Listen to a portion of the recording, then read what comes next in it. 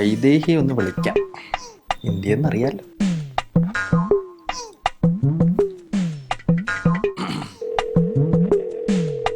ചൂട് കഴിഞ്ഞ ചൂട് നോക്കുന്നതായിരിക്കും.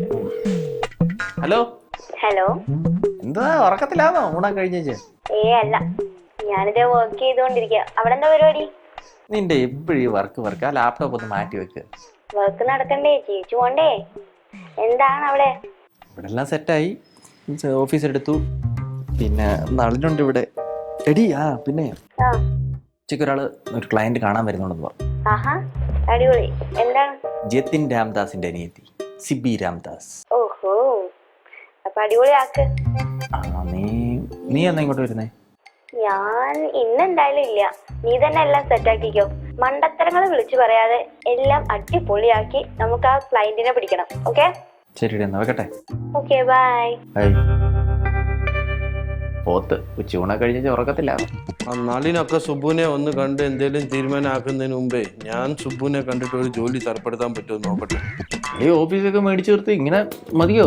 പിന്നെ ഒരു കാര്യം അറിയോ? നീ എന്റെ മാനേജർ. സത്യം? നമുക്ക് ഒരു മാസം 1 ലക്ഷം രൂപയോളം ചെലവുണ്ട് ഇവിടെ. ചെലവാക്കാൻ ഞാൻ തന്നെ ഇല്ലേ കൊടുക്കുന്നേ. ആണോ?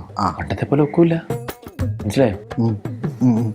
നീ നോർമൽ സൂപ്പർവൈസറിൽ നിന്ന് ഞാനിപ്പോ മാനേജറാക്കി വെച്ചേക്കുവാ. അപ്പൊ നിനക്ക് ഇപ്പൊ ഇവിടുന്ന് കോയമ്പത്തൂരിൽ നിന്ന് ചിലപ്പോ ഗുരുവായൂർ പോണ്ടി വരും, ഗുരുവായൂരിൽ നിന്ന് ചിലപ്പോ കൊട്ടാരക്കര പോണ്ടി വരും. നമുക്കൊരു 4 ലക്ഷം രൂപ ഉണ്ടെങ്കിൽ 1 ലക്ഷം രൂപ ചെലവായാലും മറ്റേ 1 ലക്ഷം രൂപയ്ക്ക് നമുക്ക് കറങ്ങാനെങ്കിലും പോകണം. മനസ്സിലാവുന്നുണ്ടോ? നമുക്കിതൊക്കെ ബുദ്ധിപരമായിട്ട് ചിന്തിച്ച് കൈകാര്യം ചെയ്യേണ്ട കാര്യങ്ങളാണ്. അതുകൊണ്ട് ഞാൻ നിന്റെ അടുത്തിരുന്ന് ഡിസ്കസ് ചെയ്യുന്നു. മനസ്സിലായോ? നിന്റെ ഫുൾ ഇൻവോൾവ്മെന്റ് ഇവിടെ വരണം. വീട്ടിലോട്ട് വന്നില്ലെങ്കിലും കുഴപ്പമില്ല, ഇൻവോൾവ്മെന്റ് ഫുൾ ഇവിടെ വേണ്ടത്. വീട്ടിലേക്ക് വരേണ്ട കാര്യം പരിപാടി എന്തായാലും കളറായി ഒക്കത്തുള്ളൂ. ഇനി കളറാണ്. ഇന്നൊരു ക്ലയന്റ് വിളിക്കാന്ന് പറഞ്ഞിട്ടുണ്ട്. വരുന്നുണ്ട് ഇന്നത്തെ ദിവസം തന്നെ പറഞ്ഞു.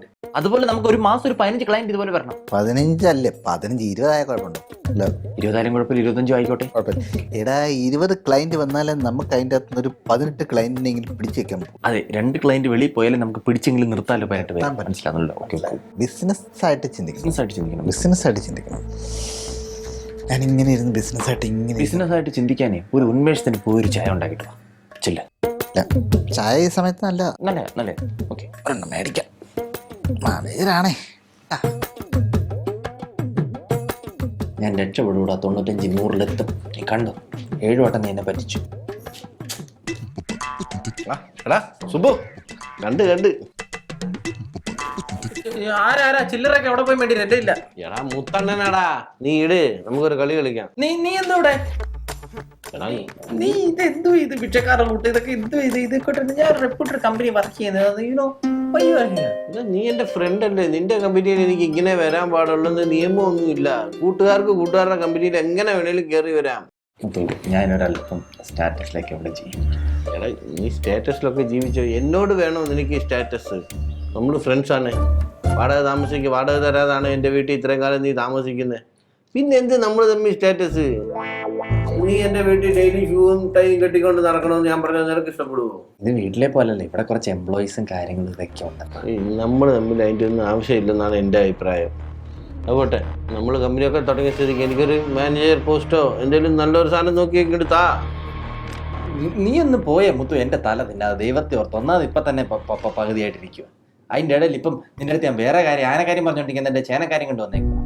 എടാ, നീ ഒരു കമ്പനി തുടങ്ങുമ്പോഴല്ലേ എനിക്കൊരു MD ആയിട്ടോ മറ്റേ ജനറൽ മാനേജറായിട്ടോ ഒക്കെ ആവാൻ പറ്റത്തുള്ളൂ. നീ ഒരു നല്ല പോസ്റ്റിംഗ് നോക്കി എനിക്ക് ഇട്ടതാ. ഇത് ഇട്ടോണ്ട് വരുന്ന നിന്നെ ഞാൻ എന്തോ പോസ്റ്റിങ്ങിൽ കയറ്റിയെടുത്ത് മുത്തു. ക്ലോത്തിലല്ലല്ലോ കാര്യം, നമ്മുടെ ബിഹേവിയറിലും നമ്മുടെ മെയിൻ്റനൻസിലും അല്ലേ പരിപാടികള്. ഇതെന്തോ ഇത് മറ്റേ മുനിസിപ്പാലിറ്റിയുടെ ബിൽഡിങ് മെയിൻ്റനൻസ് ഒക്കെ വെക്കാൻ. എടാ, ഇത്രയും വലിയ ഓഫീസല്ലേ, നീ നോക്കി എന്തെങ്കിലും ഒരു പോസ്റ്റിംഗ് എനിക്ക് ഞാനത് 2027 ഒരു പോസ്റ്റിംഗ് വരുന്നുണ്ട്. അപ്പോഴത്തേക്ക് ഞാനത് അതൊന്നും അല്ല, എനിക്ക് ഇപ്പൊ ഇവിടെ ഒരു ജോലി വേണം. അന്നില്ലെങ്കിൽ നിന്റെ ഭാര്യയോട് ഞാൻ പറയും നിന്റെ ചുറ്റിക്കളികൾ മൊത്തം എന്നാ ഞാനും പറയും മോനെ, IIT റൂർക്കിടെ മതിലടിയപ്പോ നിന്റെ നടുവേനെ എങ്ങനെ വന്നെന്നുള്ള ഉറപ്പ് ഞാൻ പറഞ്ഞു കൊടുത്തു. എന്റെ പെണ്ണുമ്പിള്ള ഏതായാലും പിണങ്ങി പോയി അവിടെ വീട്ടിൽ നിൽക്കുക. നീ ഇനി എന്ത് പറഞ്ഞാലും എനിക്ക് കുഴപ്പമൊന്നുമില്ല. നീ എനിക്ക് ജോലി എടുത്തേ പോട്ട്. എന്തുവാടാ നീ എന്നെ ഇങ്ങനെ ഇടയ്ക്കിടയ്ക്ക് വന്ന് ഉപദ്രവിക്കുന്നേ? എടാ എന്തോ മുത്തു ഇത് ഇവിടെ ജോലിയൊന്നുമില്ല, നിനക്ക് പറ്റിയ ഞാൻ 7ാം ക്ലാസ് തോറ്റ നിന്നെ ഞാൻ എന്തോ ജോലിക്ക് ഇവിടെ നിർത്തും. എനിക്ക് എന്തെങ്കിലും ഒരു മാനേജർ പോസ്റ്റ് തന്നെ, അസിസ്റ്റന്റ് മാനേജറോ.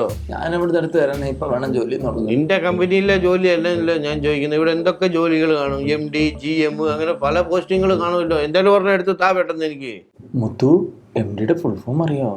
എടാ അതൊക്കെ ഞാൻ കയറി കഴിഞ്ഞിട്ട് പഠിച്ചോളാം, പെട്ടെന്ന്. MD ഞാനാ മുത്തു.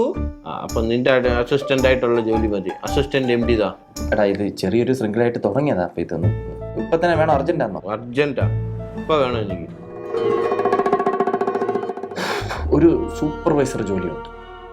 വലിയ പോസ്റ്റിംഗ് ആണോ? സൂപ്പർ ജോലി, അതുകൊണ്ടല്ലേ സൂപ്പർവൈസർ എന്ന പേര് തന്നെ. കാര്യങ്ങളൊക്കെ എന്റെ കൺട്രോളിലായിരിക്കുമോ? പിന്നില്ലയോ, ഇത് മൊത്തം ഈ മുത്തുന്റെ വിരൽ തുമ്പിൽ ഇങ്ങനെ ഇന്ന് കറങ്ങും. എന്നെ പണിയെടുപ്പിക്കാൻ ആരും വരത്തില്ലല്ലോ. ഇല്ല, എന്റെ നിയന്ത്രണത്തിലായിരിക്കും. നിയന്ത്രണത്തിലായിരിക്കും പുല്ല് കാര്യങ്ങൾ. അങ്ങനെയാണ് സംഭവിച്ചത്. ഓഫർ ലെറ്റർ അവിടെ കിട്ടും, പോയി മേടിച്ചു. പക്ഷേ ഒരു ഉപകാരം ചെയ്യാം, ഇതുപോലുള്ള ഈ ഡ്രസ്സുകളും. അല്ല, നമ്മൾ വലിയ പോസ്റ്റിംഗ് വരുമ്പോ നമ്മുടെ സൗകര്യമുള്ള ഡ്രസ്സ് ഇട്ടുകൊണ്ട് വരാമെന്നില്ലേ? നമ്മുടെ സൗകര്യമില്ല, ഇവിടെയുള്ള ആൾക്കാർക്കൊക്കെ പറ്റുന്ന. ഇപ്പൊ കയറി വന്നതാണെങ്കിൽ 41 ദിവസം വ്രതം എടുത്തിച്ചില്ല എവിടെ പോകുന്ന പോലെ വന്നത്. നീ ഫ്രണ്ട് ആയതുകൊണ്ട് ഞാനിങ്ങനെ വന്ന് മറ്റേ ഡ്രസ്സ് അത് ഞാൻ സെറ്റ് ചെയ്യാം. നാളെ വരുമ്പോ കണ്ടോണം. പക്കേ മറ്റേ അന്ന് സിനിമയ്ക്ക് പോകുന്ന നേരം ജാക്കൊക്കെ ഇടിച്ചു കൊണ്ടുപോയില്ലായിരുന്നു, അത് പാന്റ് അതൊക്കെ ഇട്ട് കൊണ്ടുവരാം. നാളത്തേക്ക് സെറ്റ് ചെയ്യാം. അപ്പൊ പൊക്കോട്ടെ. മാരണങ്ങൾ വരുന്ന വഴി ഇനി എന്തൊക്കെയാവോ എന്തോ. അവിടുന്ന് ഒരു സമാധാനം കിട്ടാൻ ഇങ്ങോട്ട് വന്ന് ഇവിടെ എല്ലാം കൂടി ഇങ്ങനെ തിരിച്ചു വന്നല്ലോ.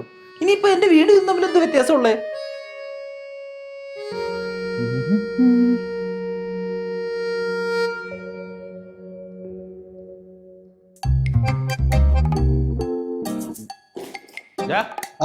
നീ ഇങ്ങനെ ഉത്തരവാദിത്തം ഇല്ലാതെ ഫോണും തോണ്ടിക്കൊണ്ടിരുന്ന കമ്പനിയിലെ ഫുൾ കാര്യങ്ങൾ ഏൽപ്പിച്ചിരിക്കുന്ന എന്നെയാ കാര്യങ്ങളൊക്കെ നോക്കി നടത്താൻ പറഞ്ഞ്.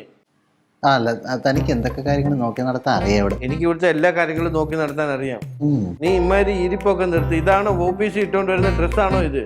ഇങ്ങനത്തെ ഡ്രസ്സ് ഇട്ടോണ്ടാ ഇന്നലെ ഞാൻ വന്ന്. അപ്പൊ എന്നോട് പറഞ്ഞു ഇങ്ങനെ പറ്റത്തില്ല, പാന്റും ടൈയും ഒക്കെ കെട്ടി ഫുൾ ഇൻസേർട്ട് ആയിട്ട് വരണമെന്ന്. ടൈ കൊണ്ടുവരും, കുറച്ച് കഴിയുമ്പോ ഞാൻ ഏൽപ്പിച്ചിട്ടുണ്ട്, മേടിച്ചിട്ടുണ്ട്. ഇത് നമ്മൾ തമ്മിലുള്ള അന്തരംഗം ഞാൻ പറഞ്ഞുതരാം. അതിന്റെ ഒന്നും കാര്യമില്ല. ഇമ്മാരി വസ്ത്രം ഒന്നും ധരിച്ചോണ്ട് ഇവിടെ വരാൻ പറ്റത്തില്ല. ഇമ്മാരി ഫോർമൽ ഡ്രസ്സ് വേണം ധരിച്ചോണ്ട് വരാൻ. പിന്നെ എനിക്കാണ് ഇവിടുത്തെ ഫുൾ അധികാരവും തന്നിരിക്കുന്നത്. അതുകൊണ്ട് എന്നിട്ട് പോയി വേറെ വല്ല പണി കൊണ്ട് രാവിലെ ചെയ്യാൻ തോന്നുന്നു. ആരാ അധികാരം തന്നാരെ? എനിക്ക് സുബു ഈ കമ്പനിയുടെ എന്താ? സുബു ആണ് ഈ കമ്പനിയുടെ മുതലാളി. അവൻ മുതലാളിയാണെങ്കിൽ ഇതിന്റെ കാര്യങ്ങളെല്ലാം നടത്താൻ പ്രാപ്തിയുള്ള ഒരാൾ ഞാൻ. നീ അല്ല, ഞാനാണ്. ഏറ്റവും കൂടുതൽ വർഷം അവനുമായിട്ട് കൂട്ടുകെട്ടുള്ളത് ആർക്കാ? എനിക്ക്. ഏറ്റവും കൂടുതൽ വർഷം അവൻ ആരുടെ വീട്ടിലാ വാടകയ്ക്ക് താമസിച്ചത്? എൻ്റെ വീട്ടിൽ. ഏറ്റവും കൂടുതൽ സംസാരിച്ചിട്ടുള്ള ആരാ? ഞാനും അവനും തമ്മിൽ. അപ്പോൾ അവൻ്റെ കമ്പനി തുടങ്ങുമ്പോൾ ഞാനാണ് അവൻ്റെ കമ്പനിയുടെ എല്ലാമായിട്ട് നിൽക്കേണ്ടത്, നീ അല്ല.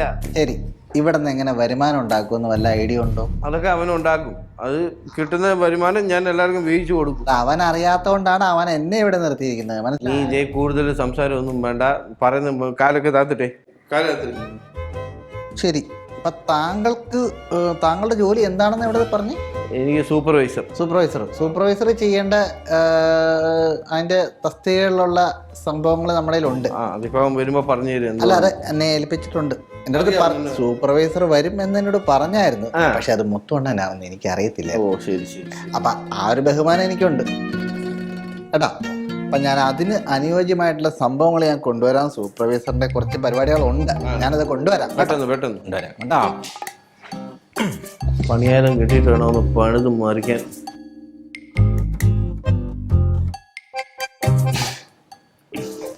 റെഡിയല്ലേ? ഐശ്വര്യമായിട്ട് തുടങ്ങിക്കോളാം കേട്ടോ. ഇതെന്താ ജോലി? ഞാനിവിടെ തോട്ടിപ്പണിക്ക് വന്നൊന്നുമല്ല. വേണേ പോയി തൂക്കടാ.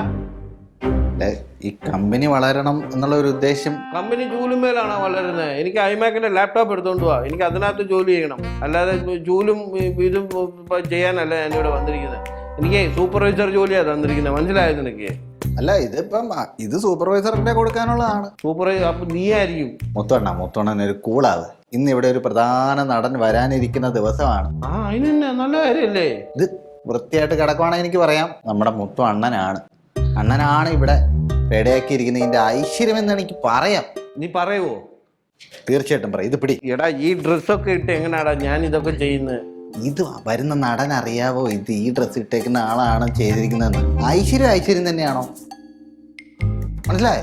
ദേ ഇതൊക്കെ അങ്ങ് ഐശ്വര്യമാക്കി അങ്ങോട്ട് തകർക്ക്. ദേ നടൻ വന്നു കഴിഞ്ഞാൽ ഇമ്പ്രസ് ചെയ്യണം. എനിക്ക് അത്രേ ഉള്ളൂ.